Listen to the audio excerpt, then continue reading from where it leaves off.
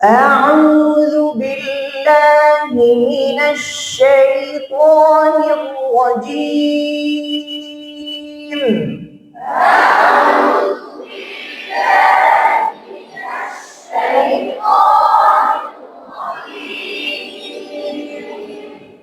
بسم الله الرحمن الرحيم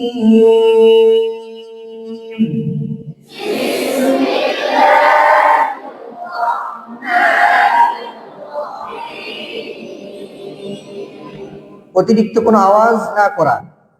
বিসমিল্লাহ এরকম যেন না হয়ে যায়। বিসমিল্লাহ কি হবে? বিসমিল্লাহির রহমানির রহিম।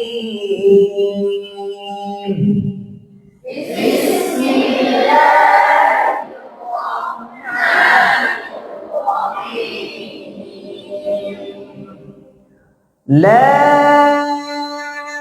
أقسم بهذا البلد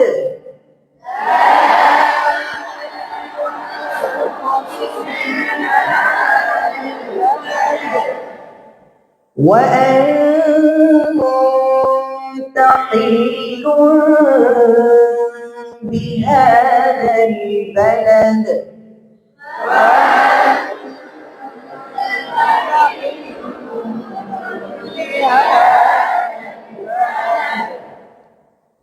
ووالد وما ولد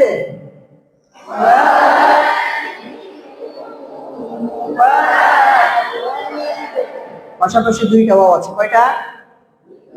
দুইটা ওয়াও বলার সময় প্রথমটা বলার সময় ঠোঁট গোল হবে, আবার সোজা হবে। এরপরেরটা বলার সময় আবার ঠোঁট গোল হবে।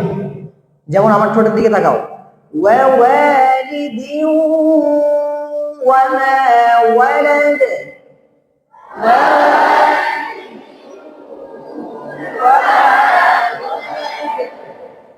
وما ولد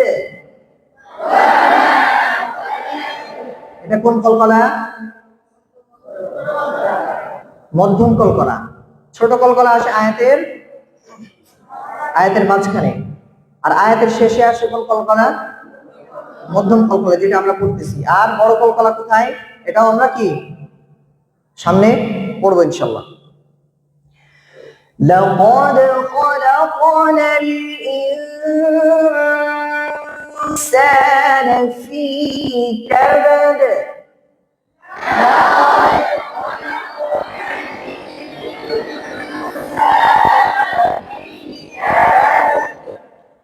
لقد خلقنا الإنسان في كبد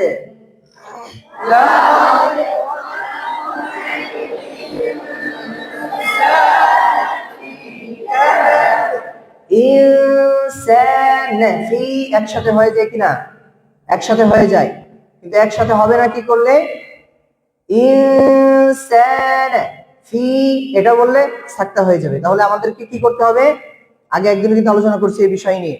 ইনসান ফিটাকে একটু কি করতে হবে? চাপ দিতে হবে, তাহলে এটা আলাদা হয়ে যাবে।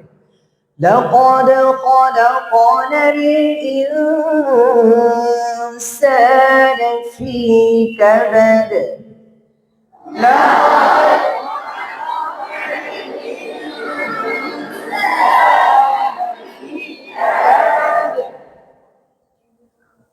তাহলে আমরা এখন কোন মাকামে পড়লাম? মাকামে আচ্ছা খলিল আল হুসাইরি, আহমদ খলিল আল হুসাইরি। আমরা এইভাবে 7 সবকটা যখন দিব তখন এইভাবে দেওয়ার ট্রাই করব, ঠিক আছে? তাহলে ওই ইয়াদটা কখনো কি আমাদের ভেতর থেকে যাবে না ইনশাআল্লাহ। পারবো তো ইনশাআল্লাহ? এইভাবে আমরা সকলে 7 সবক দেওয়ার চেষ্টা করব। এখন আমরা মাকামে জেহেরকা এইভাবে আমরা পড়বো, ঠিক আছে? أعوذ بالله من الشيطان الرجيم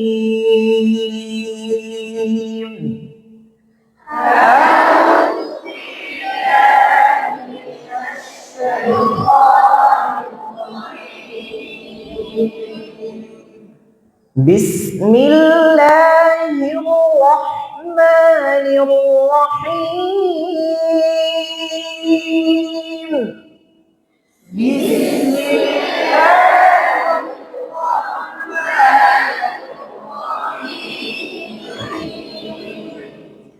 لا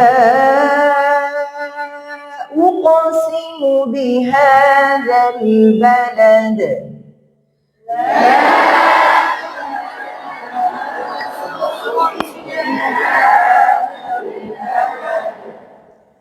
وأنت حل بهذا البلد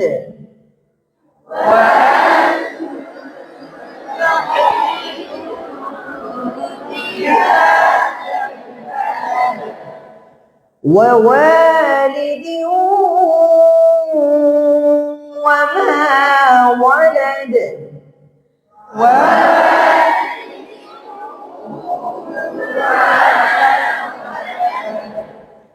لقد خلقنا الإنسان في كبد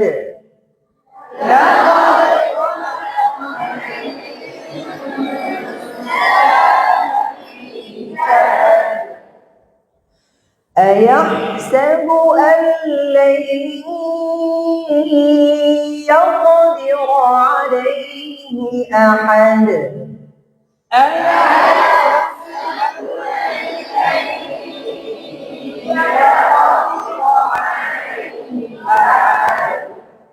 ঠিক আছে, তাহলে আমরা দুইটা সুরে পড়লাম মাকামে জেহের কা। আমাদের কি খেয়াল করতে হবে কোন দিকে? সুরের দিকে খেয়াল করলে হবে না, আমাদেরকে উচ্চারণের দিকে, মাখরাজ তাজবিদ আমাদের কিভাবে উচ্চারণ হচ্ছে, কাইফিয়াত এবং হাইসিয়াত, এই দুইটা জিনিস আমাদেরকে ঠিক রাখতে হবে, তাহলে ইনশাআল্লাহ পড়া সুন্দর হবে ইনশাআল্লাহ। ঠিক আছে।